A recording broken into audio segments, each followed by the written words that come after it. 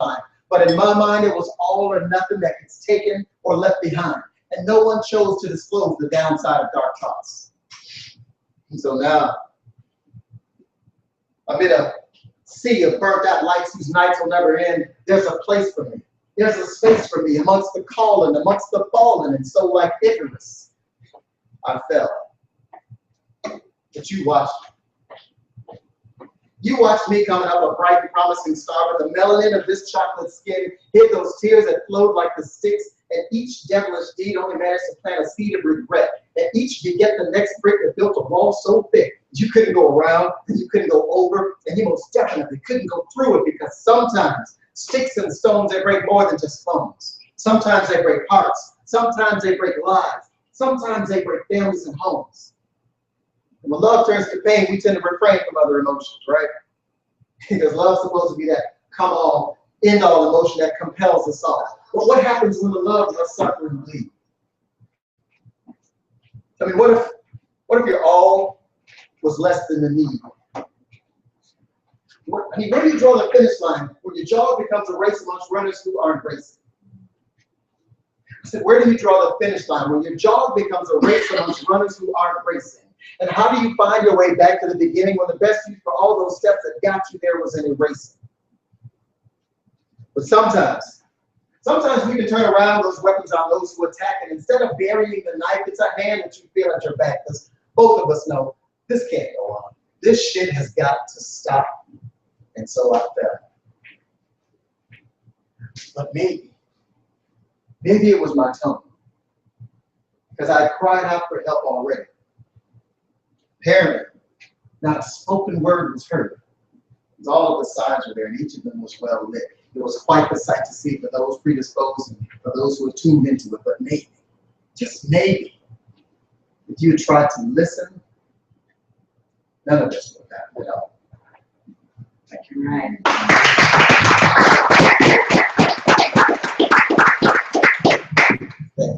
That was actually, that was the first piece I memorized. Nice piece. That was like the first piece I memorized. What about the house favorite? All right, guys. I request for the house favorite. There are some pieces that we kind of, I guess, absorb. You know, they don't necessarily come from any aspect of our history or our lives. It's just something that just kind of you take on. Hey, what's up? All kinds of good stuff. How you doing? Good yourself. That's not Hey, what's up? But this next piece is one of those that just kind of I don't know, just kind of came together. No particular direct input. This piece is called Skyscrapers. And apparently it's T-Bone's favorite.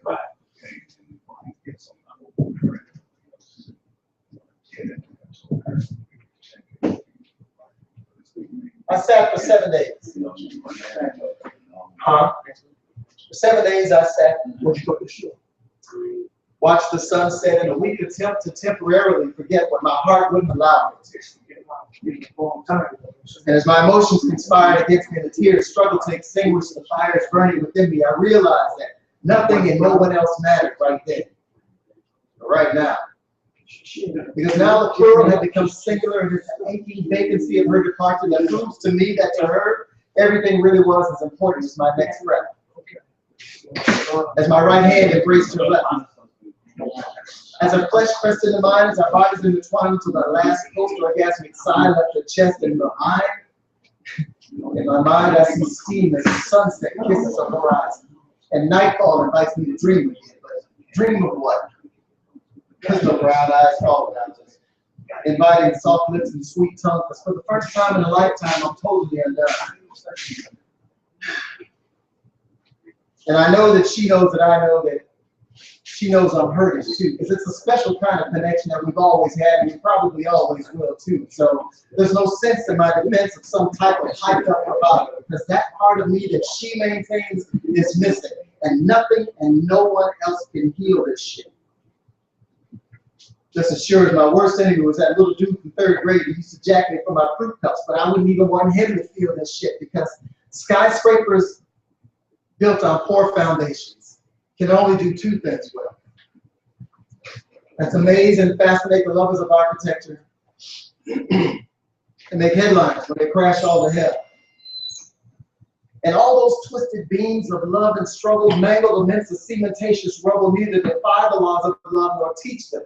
They're the soon rusting reminders that love sometimes wears blinders, and for guys like me, sometimes it just can't reach them. It's like that elevator car slowly climbing to the 123rd floor, but we're racing to the rooftops without the keys to the security room doors, and even though we realize that our steps are impaired, we proceed and press on with our needs until we bleed upstairs. And as the sum of all fears is a zero net work, we stare slack-jawed and awe at the curvature of Mother Earth. Then those brown eyes did call to me. And I answered those soft lips and sweet tongue. And as her left hand slid from my right, I realized then that my world would soon be undone because skyscrapers built on poor foundations can only do 2 things well. That's amaze and fascinate the lovers of architecture and break hearts when they crash all to hell. Brown eyes did what brown eyes always do. If gravity does what gravity always does. Reclaiming and repossessing those things our hearts ever had the nerve to ever claim to love. You see, the best laid plans and well-selected materials must be chosen with discerning eyes. Because in the end, we're either the architects of our own successes or the architects of our own demise. Thank you. Yeah, man. Nice.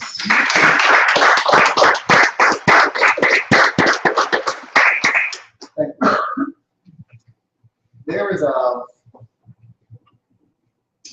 There's a big project that Daisy and I are working on. I don't mind putting a bug in you guys here, because we've been working on this for a minute. It's going to be a nice, shiny little coin when we're done, a nice little thing. But we've really begun putting our poetry together. We have done this for 2 years now. Venues, we're all over the state. Whenever I visit Atlanta, I try to touch the folks up in Atlanta too. We feel like there's a bigger audience for us to reach. So we're working on a CD. It's called The Message and the Messenger. Because collectively we are WordPlay. This is a WordPlay Cafe, but she and I, whenever we go out together, we are WordPlay. So I'm going to share the artwork with you guys as we move forward. Because I've already got the concept art, the cover art is done. So it's a work in progress. I'd like to say we're going to be done by the end of the year, but life does happen. Yeah. So stay tuned, is all I can tell you. I want to do, as soon as I can remember the name of it, I want to do foundations. House favorite. That's a house favorite? I thought it was. No. Oh, you just got it free. Yeah. All right. All right. That's house second. That's a house second. Oh, yeah. All right. I got bear with me just a second. While I get this in order.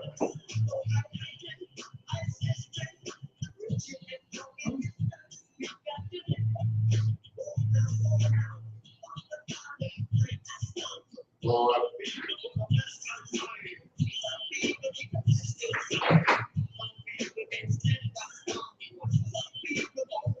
Okay. You gotta plug it in there. Yeah. Yeah, I want to share this guy with you. I want to share this with you guys. I think it's a sign of the team. I want to share this with you guys. The other poet that I was expecting to come through tonight that's stuck in Fort Myers with the rain, she is a huge fan of 6-word stories.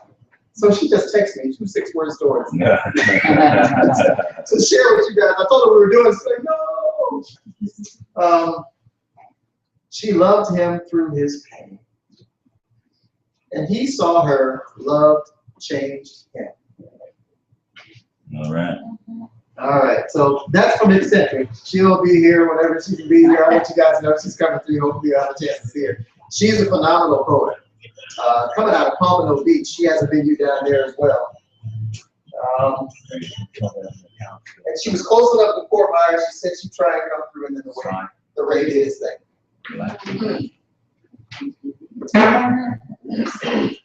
Go to sleep. I'll wake you up.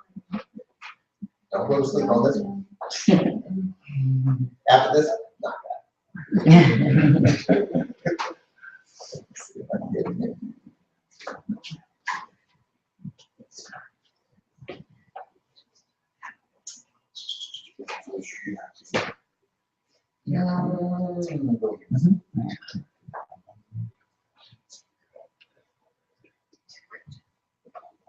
Now, for those of you who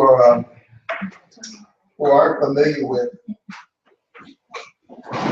with foundations, the whole gist behind this piece was the fact that it was a realization to me as a mature man, as a parent, that was also looking back at his life, his development, my development. You know, your parents pour as much into you as they can to make you productive and help you get your dreams and achieve all those things that we aspire to as we come up. Sometimes we fall short, and I've met quite a few people who blame their parents, which to an extent, I mean, to a small degree, makes a little sense. But at the same time, you know, it's your life. We all have choice. But we have to also understand that your parents will do the best for you that they can. You know, I can't help you build or dig the Grand Canyon if the best I've got is a spoon. Even though that's all I've got, I'm going to give it to you and say, son, give him hell with that spoon. And you're going to say at some point, man, I wish I had asked you. I didn't have to give it to you. So this piece kind of revolves on that because our lives are just kind of built like that. However you want to look at what you do. Because I was raised in a house that was filled with love and some tension. Ooh, not that. Press the wrong button. This is technology striking again. I was raised in a house filled with love and some tension. Now, not quite perfect, though nothing man-made ever really is, but it was just enough for the life that I live, for me to lay down foundations. And I grew as a man to understand that my every definition of a relationship began with trust and ended in some higher level of faith. And that anything less than that was less than a waste of my time and of my efforts and of my emotions. And not to mention the darkness that can form in those corners where seeds of life would need to fight in order to survive and bleed all night, but when life has to rise, we just do whatever needs to be done until the sun greets us again. And then we pick those bricks from the sticks and stones, letting our successes be the revenge on those who fail to break our bones. Let them be the ones who made us stronger than death till it takes life itself to take away our very last breath. And we had agreed to work this land together. Knowing that I would need her sensitivity and that she would need my strength, I gave her mine, and she shared hers with me, captured within our hearts, and exchanged ever so effortlessly. But no one ever taught us how to work our way through the weeds. And through a lifetime of scattered opportunities, we both planted erratic seeds. But sometimes, what grows from the past and the darkest parts of your heart starts to erode in the present what your future truly needs. Because your parents could only show you how to love, but they argue amongst themselves behind their own closed doors, and that's what creates the void that eats you alive. And in 5, 4, 3, you two become separate ones. And just as what's lived can't be forgotten, sometimes what's said can't be undone, and those weeds continue to grow. It's the only thing's proven to do so in a vacuum, and it's the light and the love that's the first thing to consume. Like you're screaming across a sea of silence while you're side by side in the same bed, in the same room. But I was raised in a house that was filled with love and some tension. No, not quite perfect, though nothing man-made ever really is. But it was just enough for the life that I lived for me to lay down foundations. And so maybe if I'd seen more of the less than heavenly side of love that sometimes makes a grown man run, I would have learned that not everyone that you give your heart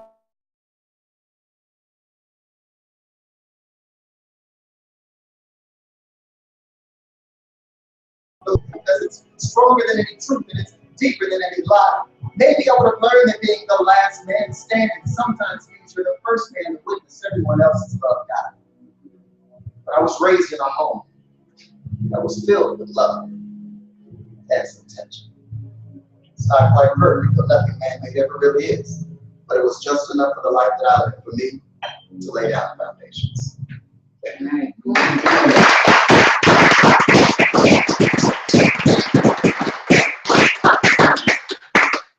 Thank you. And that's going to be on the CD. Michael, this is the first time I heard that one with the music behind it. Really? Some magic. Yeah. Thank you. Thank you. That's a nice addition to it. Sometimes I like doing the acapella, and then there's those times where I feel it. I have that. It brings down, when it's already started. Yeah. It just brings it comes to life. You know, it's funny. The first time I did that, I usually Daisy and I will bounce stuff off each other as we go. Tend to be one another's sounding board. Although I sometimes so perfect, but I think that might have something to do with it. But the first time I actually did that was for my mom. And I knew then that it was going to be something kind of serious because I was in her bedroom and she was laying across the bed. And all I saw was her feet. So she had her head pointed that way. But I went ahead and did it for her. And she never looked back at me. She never looked back. And I knew then she was crying. And she's heard a lot of my stuff. And that really moved her. And I said to myself, okay, this is what I always wanted, because I believe when we do spoken word, when we do poetry, people should feel your words. And man, if I tell you I've done that piece a dozen times, 10 times I got a room full of people bawling. Sometimes I'm kind of like, I don't want to do it. It's a good mood. Everybody's having a nice night. I'll leave everybody in tears. No, I don't want to be that guy. But I know from my experiences going to open mics and spoken word, it's the emotional experience that draws me. Okay, I try not to be a control freak, but there's a lot of my day that I have control of. And you can't steal my vibe, okay? I keep it right. Someone comes with some interference, ooh, gotcha. I'm gonna keep it like that. But every once in a while, I like to go somewhere where I really just let my emotions roll with whatever's out there, because we need to stay grounded. I don't believe people are happy all the time. I don't believe people should be sad all the time, but we need to have that kind of balance. And I love events like this because they do that. You know, it's like if it doesn't rain, you don't appreciate the sunshine. So, you know, I know you were saving some gold for us. And we are coming to the end. I don't want to close the show down without giving you an opportunity to do that piece. While you do that, let me remind all of our viewers, number one, that we are broadcasting once again from T-Bone's Hotspot here in usually sunny Sarasota, 2667 Mall Drive. We do this every other Saturday, but T-Bone, you're open what, every day? Pretty much. Pretty much. Marvelous spot to come by. Wendell can tell you about the vegetarian chili. Okay. Great spot. Feel free to come by. Check him out on his Facebook page at T-Bone's Hotspot. We are broadcasting this live on YouTube. I don't know if I shared that with everybody, but we are broadcasting live. So if you got any warrants or anything like that, Clinton Jones bail bonds. Clinton Jones bail bonds. But other than that, you can also stay in touch with what's happening with the WordPlay Cafe. We're also on Facebook. WordPlay Cafe. You can look for myself, Michael Paragon. I have also created my own artist page. So feel free to look for Device One. DEVYS device. That's not devious. I don't know why people want to go there with me, but that's device. Device 1. She's got so much stuff to go through. I understand. She's like writing every 30 minutes. And I grew up on it just like that. Now we welcome back our guest, Janelle.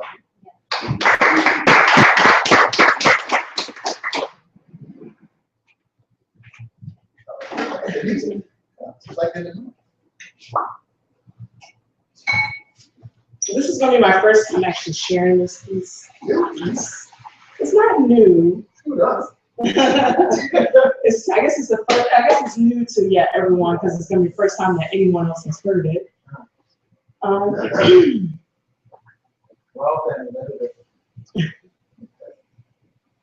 It's called Withdraw. Born to 2 takers, guess that's why I'm 1 giver. Don't get me wrong, I love giving, but I don't like being stripped of my innocence and then seeing my piggy bank laid busted open because the takers felt it was time to collect. I've been robbed, taken from so much that I don't even know how to receive. In fact, I move to tears when someone just wants to give me something from the kindness of their heart. Can we have one conversation where we just talk? You don't know what's going on in my life because you never asked. But it seems that you don't even care. You do care about money though, and fast food, which costs money, because you never forget to ask about one or the other. Sometimes you like to double your pleasure and ask for both. I tell you that I'm doing a 21-day fast, and on day 1, you call me every day, not to check and see how the fast is going, but to ask for what you are notorious of asking for. Yes, yes, yes, money. Sometimes I feel like I'm an ATM, which to you means automatically take my money. But you have overdrawn your account here. Too many withdrawals, not enough deposits of I love you or keep up the good work. No words of encouragement, period. And when I try to express this to you, it seems it just goes in one ear and out the other. What would it take for you to care? Tell me. What would it take for you to care less about money and more about investing in a bond where we increase in value as we grow together? Building up interest and accumulating funds, memories. That can keep your account overflowing. Stop withdrawing and start making weekly deposits.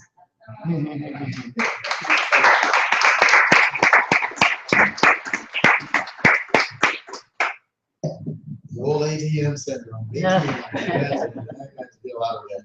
Hey, how you doing? I thought when you were talking about the fast, the question was going to be, you want to get McDonald's or Burger King. That usually happens. No one can relate when you're going through that fast and you're cleansed. I'm trying not to eat meat. Yeah, man, they got a 2-for-1 special at Applebee's. Help a brother out. You see that, got some support. Good piece. Good piece. Thank you. And I'd like to thank everyone for coming out. It has been a night of nights. It always is whenever we get together. So I dearly appreciate you taking the time out to come and join us here at the WordPlay Cafe.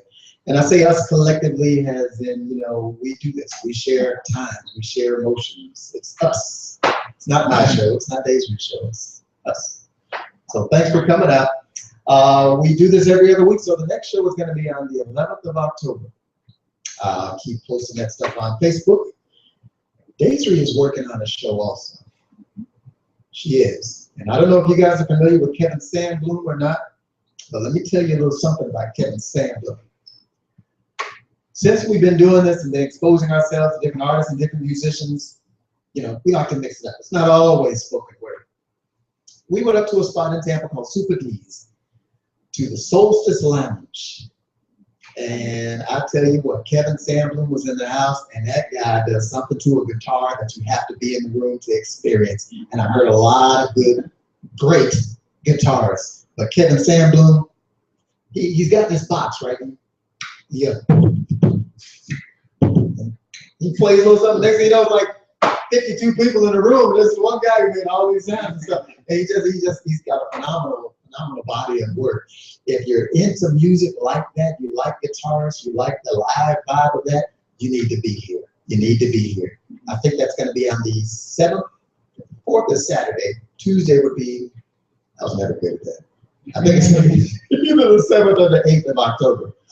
But like I said, we will keep the posters and everything flying out on Facebook, so keep your eyes open.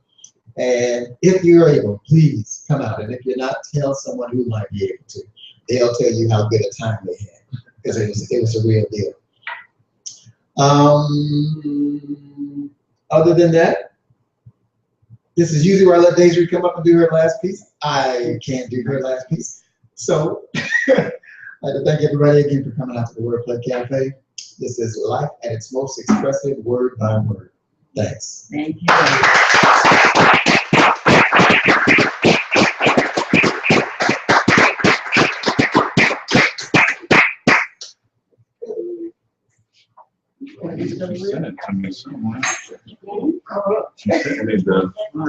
I'm gonna work something.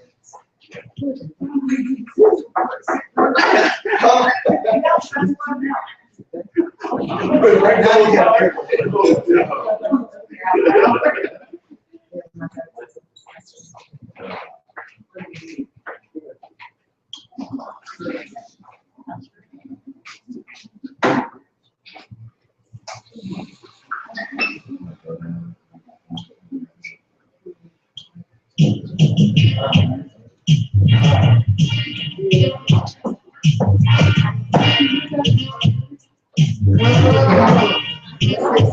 what are we about to do?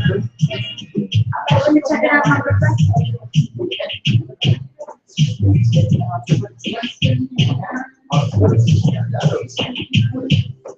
You understand, man?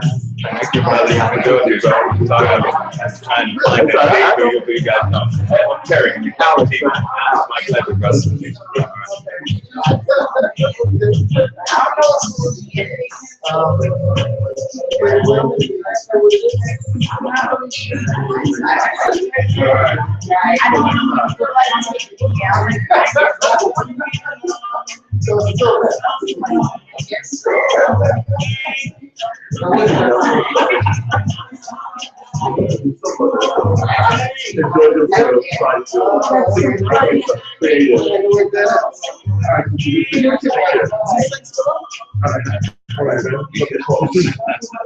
I was trying to find an exact date she sent me.